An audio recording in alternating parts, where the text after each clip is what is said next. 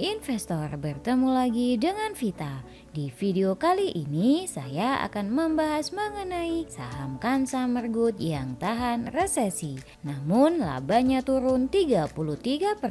Apakah masih menarik? Tonton terus video ini agar Anda mendapatkan pemahaman yang utuh. Ini adalah update dari analisa kami sejak 2 bulan lalu dengan judul Saham Blue Chip Defensif Terbaik Lawan Inflasi. Perusahaan adalah produsen mie instan terbesar di dunia. Ini adalah nama perusahaannya, PT Indofood CBP Sukses Makmur Tbk dengan kode saham ICBP. Karena laporan keuangan kuartal 3 telah terbit, maka kami telah menganalisanya untuk Anda.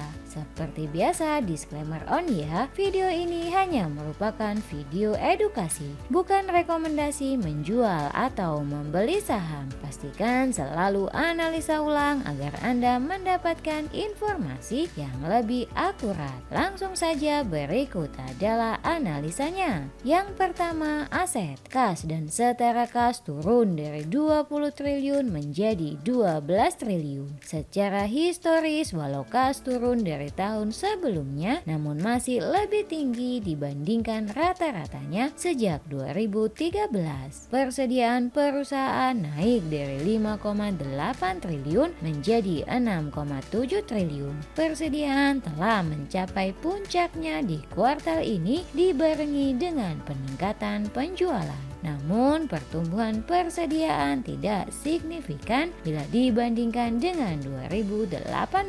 Total aset perusahaan turun dari 118 triliun menjadi 113 triliun. Walau terjadi penurunan, namun aset masih terbilang sangat tinggi dibandingkan dengan tahun 2019 sebelum akuisisi Painhill. Yang kedua, liabilitas. Total liabilitas perusahaan turun dari 63 triliun menjadi 57 triliun. Setelah akuisisi Painhill, total liabilitas perusahaan masih terbilang sama tingginya dibandingkan dengan kuartal sebelumnya. Pada kuartal ini masih terlihat banyak peningkatan utang bank jangka pendek, jangka panjang maupun utang obligasi. Namun demikian, pembayaran utang jangka pendek meningkat dibandingkan dengan tahun sebelumnya. Pembayaran utang jangka panjang pun menurun. Debt to equity ratio meningkat bila dibandingkan dengan kuartal 1 tahun ini. Bukan merupakan sinyal yang baik. Terlihat kondisi keuangan perusahaan masih terpuruk dengan akuisisi Painhill.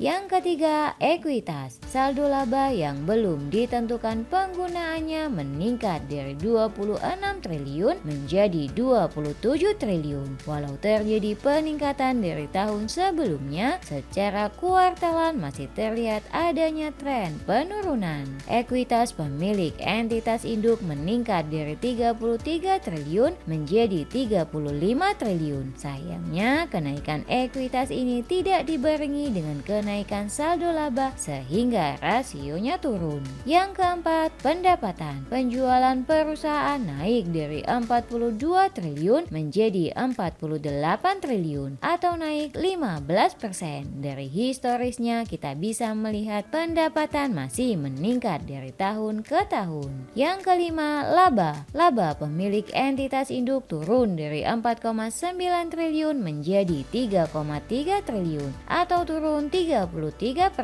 Proyeksi laba bersih pun masih belum dapat kembali seperti tahun sebelumnya. Ini karena beban pokok penjualan yang naik 22% dan beban keuangan yang naik 221%.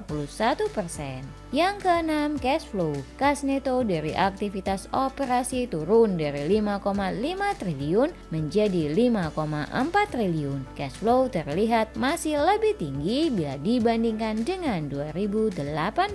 Dari akrual operasinya kita bisa melihat bahwa perusahaan tidak kesulitan mendapatkan kas untuk kegiatan operasional. Yang ketujuh, dividen. Perusahaan selalu membagikan dividen dari tahun ke tahun tanpa putus sejak 2013 lalu dengan yield antara 1 hingga 2%. Namun karena yield tergolong kecil, maka target berinvestasi sebaiknya bukan untuk income, melainkan mengejar growth atau capital gain.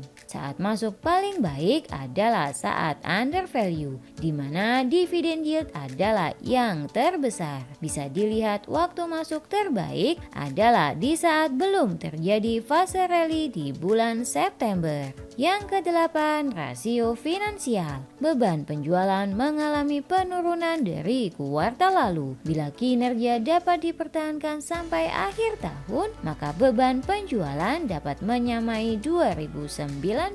Melihat dari histori ROE, GPM, dan NPM, maka kita bisa melihat bahwa kinerja mulai membaik di kuartal ini. Namun belum dapat kembali di level rata-rata ROE-nya di 20%. Saat ini bisa menjadi peluang yang baik untuk mengkoleksi saham ini. Secara teknikal, harga saham telah rally dan telah menembus resisten jangka panjangnya di 9.600.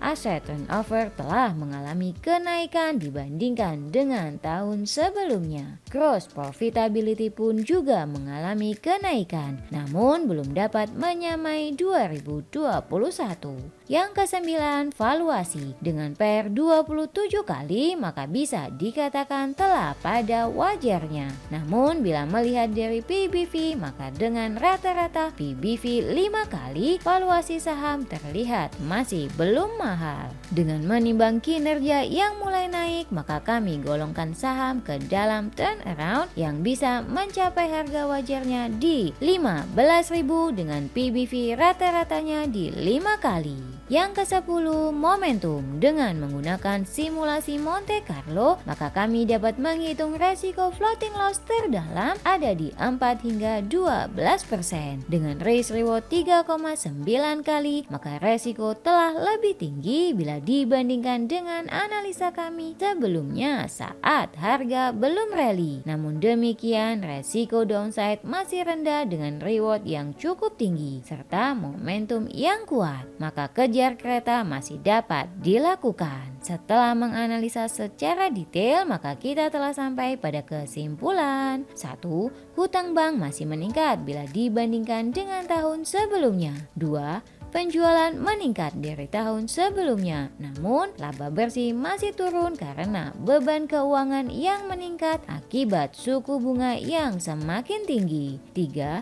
Kinerja telah membaik dibandingkan dengan kuartal sebelumnya, menandakan bahwa saham telah terkonfirmasi turnaround. 4. Valuasi masih terbilang murah secara PBV, namun secara PER masih mahal dikarenakan laba perusahaan belum kembali normal. 5. Momentum kuat dengan risk reward masih tinggi, namun harga telah rally. Bila ingin mengkoleksi, sebaiknya menunggu masa tenang saat sideways. Terima kasih telah menonton video analisa ICBP dari kami. Disclaimer on ya, video ini hanya merupakan opini pribadi, bukan rekomendasi menjual atau membeli saham. Pastikan selalu analisa ulang sebelum berinvestasi. Klik like, subscribe, dan hidupkan lonceng notifikasi agar Anda mendapatkan analisa saham momentum kami selanjutnya. Bye!